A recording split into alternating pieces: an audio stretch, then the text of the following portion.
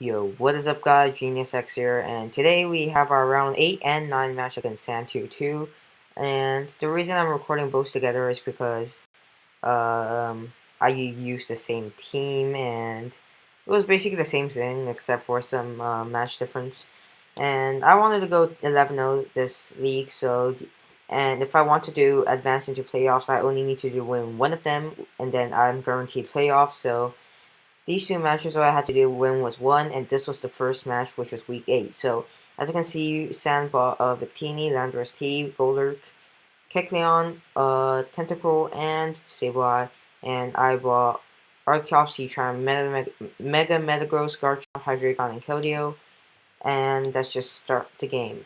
I decided to lead off with my Archeops because if he leads off with anything else besides his Sableye, I get off 3 rocks. But he leads with his Sableye, and I'm just going to go into my Heatran. If he goes for a Willow, I get a Flash Fire boost. He goes for a Shadow Ball, actually. Good plays. I just go for a Magma Storm. I can't trap him because he's a ghost, as he goes for Shadow Ball again. Now, I go for my, I'm pretty sure I go for Earthquake here, because, his play was either going to Tentacle or Recover, and I don't want to risk with Magma Storm missing, so spamming Earthquake was definitely the right play. But he goes into his Tentacle, and we actually crit him, so. I EV'd the Heatran to be able to 2-hit KO Split F Tentacles, but that crit was really unfortunate for Sand, and I'm getting a bit of hacks on my part, so yeah. We take out the Tentacle, and that's basically my Kelly check gone.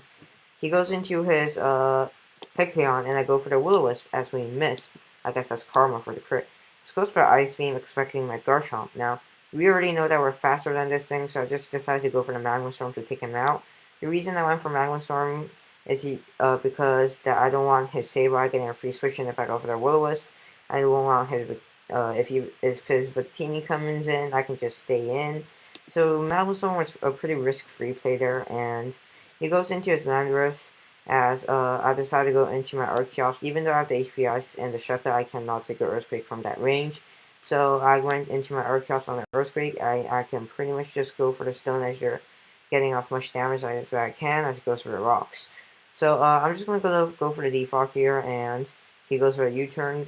U-turns into his Golurk, I believe. Yes, so he does U-turns to his Golurk.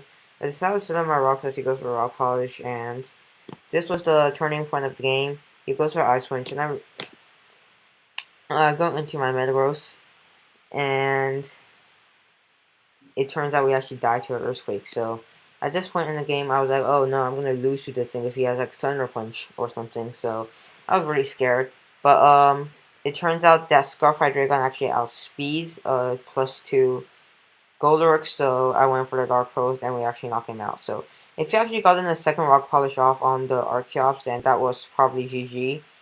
So he definitely made a misplay there, but he couldn't risk me having a coverage move to hit him anyway, so he goes into his Landorus. I decided to just keep on spamming Dark Pulse as he goes for a U-turn into his Victini. And I'm pretty sure that this was the end of the game since Hydreigon and Keldeo just cleaned up the game. So we just go for the Dark Pulse, try and get some flinches as he goes for a V-Create. And Hydreigon's just going to clean up the game here, and that is going to be GG. So, good game to Sand. That was the first round of our match. And, yeah, so let's move on to the second one. So, this is the second match against Sand 2-2, which was week 9. As you can see, I'm bringing the same team because I'm too lazy to make another one. And Sand is bringing Victini, Landorus, Golurk, Kecleon, Tentacle, and Kyurem. So, he did change his team from last time a bit. I decided to just start off with my Archeops. No, I decided to start off with my Keldeo because I could easily go for a Scald. As he starts off with his Landorus. He goes into his Tentacle. I predict that switch and double into my Garchomp. I decided to go for the substitute as he goes for the Dazzling Beam. Now he's not going to stay in because he already reeled the Dazzling Beam, and he's probably going to think that he is going to stay in. I'm just going to go for the EQ. So I went for another substitute as he goes into his Landorus T. So I can pretty freely just SD up here on this Landorus as he goes for a U-turn, and actually breaks my sub. So that was very, very scary as he goes into his Kyurem. Now, the way that he went into Kyurem so quickly, I knew it was going to be Scarfed. So I just went straight into my Heatran to tank the Ice Beam.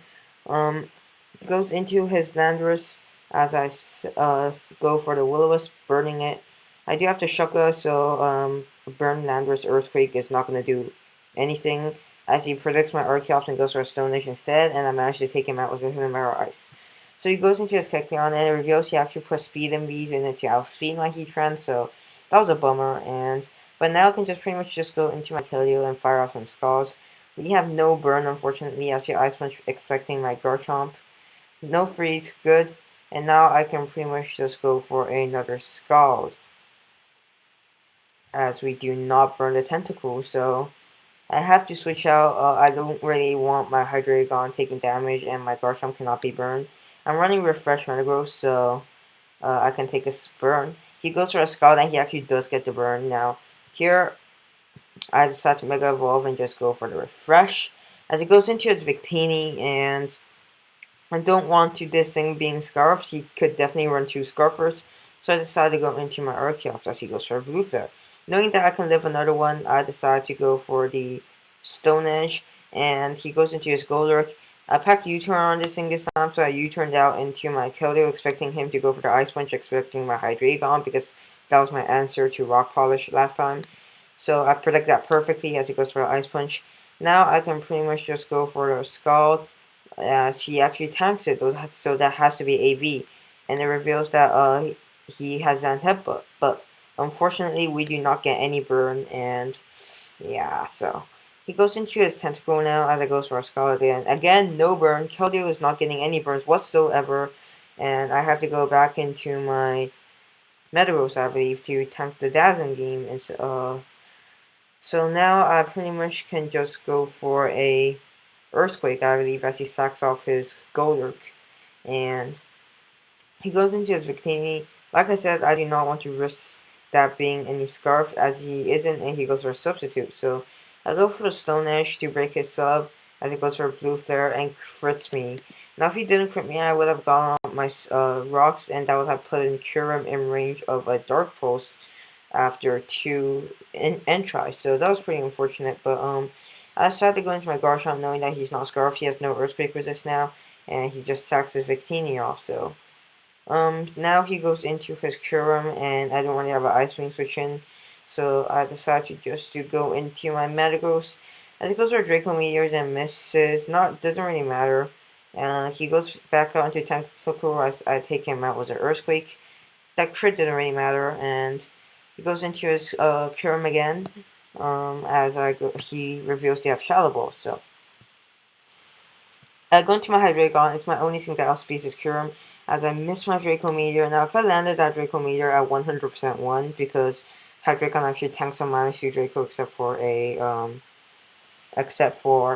a crit, and Keldeo lives the Ice Beam from 48%. So he missed. I don't want me to risk missing again, so I have to go into my Keldeo as he goes for Ice Punch.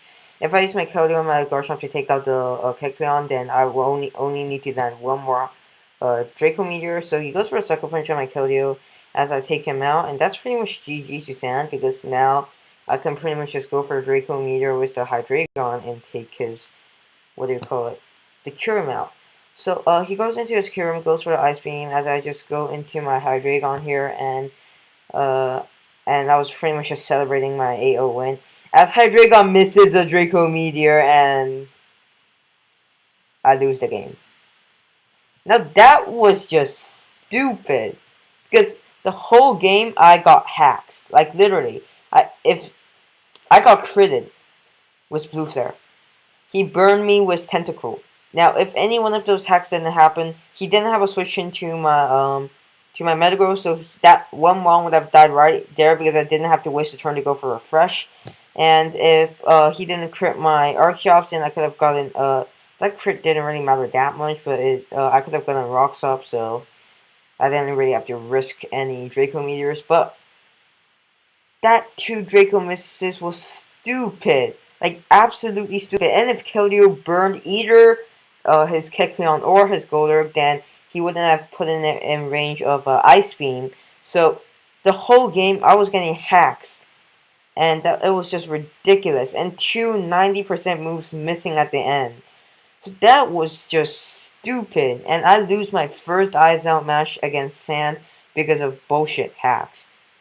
So I was really salty about that loss, but Pokemon is Pokemon. There will be hacks, and that was my first loss. So GG to Sam, and yeah, that is my week 7 and week 8 and week 9 game. So next week I believe we're fighting Darth Lex and then Danny, and we're already locked into playoffs. So I'm probably gonna bring some heat stuff.